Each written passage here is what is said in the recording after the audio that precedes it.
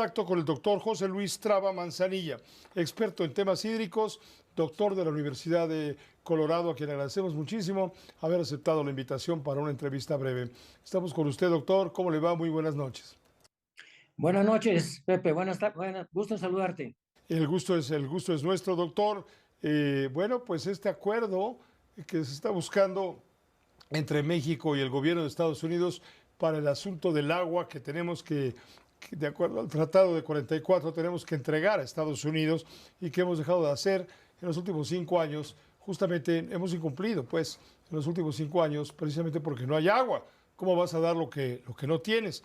¿Se llegó a un buen acuerdo al respecto? Mira, Pepe, la realidad es que yo no conozco el acuerdo porque no se ha publicado con detalle.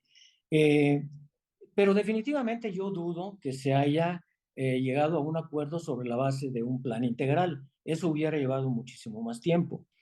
También te puedo decir que si únicamente México en este momento liberó agua para satisfacer la demanda de los agricultores americanos, pues obviamente esto ha sido en detrimento de los agricultores mexicanos, puesto que se está tomando agua que le pertenece a México.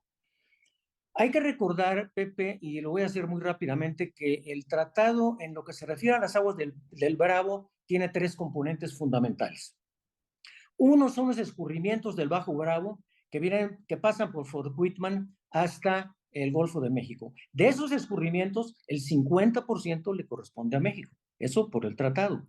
El otro componente son las aguas del río San Juan y las del Álamo, de las cuales el 100% le corresponden a México. Y finalmente está el agua de los afluentes del Bravo, empezando con el Conchos, etcétera, y de las cuales 2/3 de esas aguas le corresponden a México. Solamente, fíjate, solamente 1/3 de esas aguas le corresponden a los Estados Unidos. Ahora, un detalle muy importante que yo creo que no se ha tomado mucho en cuenta es la cuestión del cambio climático. Todos hemos oído y hemos sentido el cambio climático. El cambio climático está presente, es una realidad en este planeta Tierra. Ha ocasionado huracanes más violentos, ha ocasionado sequías, ha ocasionado incendios. El cambio climático está con nosotros. Bueno, pues cuando el tratado se llevó a cabo, los ingenieros mexicanos que hicieron los cálculos de escurrimientos de estos afluentes que acabo de mencionar, de acuerdo a los datos hidrológicos que tenían en ese momento, calcularon que se podía disponer de aproximadamente 1,450 millones de metros cúbicos. Por lo tanto, se les hizo muy fácil que la tercera parte de estos escurrimientos, es decir, aproximadamente 431 millones de metros cúbicos, podían ser incorporados como cuota fija de México al tratado. La verdad del asunto es que se equivocaron rotundamente. Bueno, yo no diría que se equivocaron, sino más bien pecaron de optimistas porque no tomaron en cuenta el cambio climático. Y en 80 años las cosas han cambiado drásticamente. Ahora no hay posibilidades de renegociar ese tratado del 44, tomando en cuenta estos hechos, estas evidencias que hacen ya, vamos, iluso pensar en los volúmenes que se pensaron hace 80 años. Definitivamente sí, definitivamente yo creo que un plan integral de negociación con los Estados Unidos debiera ser la revisión de esta parte del tratado para evitar que México se comprometa a volúmenes con los que ya no puede cumplir y además en forma fija. Yo creo que una revisión tendría que implicar una revisión completa del ciclo hidrológico, digamos, de los últimos 20 años, para ver cuáles son realmente las aportaciones en este momento y cuál es el volumen que México realmente puede aportar. Porque si nos quedamos con esos 433 millones, lo que va a pasar es que nunca vamos a poder cumplir con ellos. Las condiciones han cambiado drásticamente en la cuenca. El ciclo hidrológico es otro y además las presiones en función de las demandas de la agricultura, de la industria, de los centros urbanos han cambiado abruptamente, de tal manera que estamos hablando de algo que se negoció en 1944 en el 2025. Esto no es posible. Simplemente no es lógico. Ahora, doctor, ¿qué pasa si México incumple?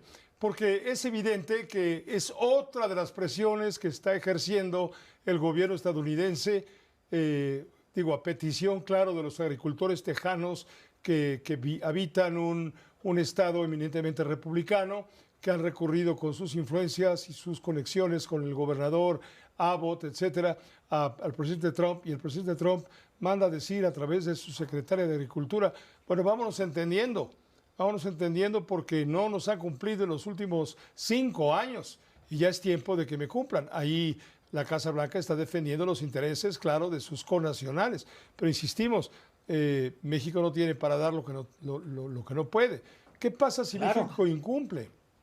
Claro, es como si este señor Trump pensara que nosotros tenemos guardada el agua en una caja fuerte, y eso simplemente no es así. El agua de un ciclo se utiliza en el ciclo y se acabó, y viene el segundo ciclo y así sucesivamente. Si nosotros estamos comprometidos a un volumen fijo de 430 millones sobre la base de cálculos optimistas que se hicieron en 1944, estamos totalmente errados. Eso se tiene que modificar. Otra de las condiciones clave, Pepe, y eso, fíjate, se aplica en la cuenca del río Colorado, es que tiene que revisarse el caso extremo de sequías, porque en el caso extremo de sequías, todos los usuarios de la cuenca deberían cargar proporcionalmente con la parte correspondiente del déficit hidráulico. Es decir, si hay una sequía, entonces los agricultores norteamericanos tendrían que reducir su demanda en una proporción a el déficit que se ha presentado, de la misma forma que lo tendrían que hacer los agricultores mexicanos. Y esto no sucede así. Resulta ser que cuando hay sequía, los agricultores norteamericanos quieren seguir sembrando las mismas superficies, castigando obviamente las superficies que los agricultores mexicanos pueden sembrar. Pues muchas gracias, doctor. Gracias. Nos queda claro el panorama y el grado de dificultad para tratar de encontrar un acuerdo efectivo con base en la realidad derivada del cambio climático, entre otras cosas, la sequía y demás. Gracias, doctor. Estaremos en consulta permanente con usted. Muchas gracias a ti, Pepe. Gusto en saludarte de nuevo. Igualmente, gracias. El doctor José Luis Traba Manzanilla, experto en temas hídricos. Creo que se le nota.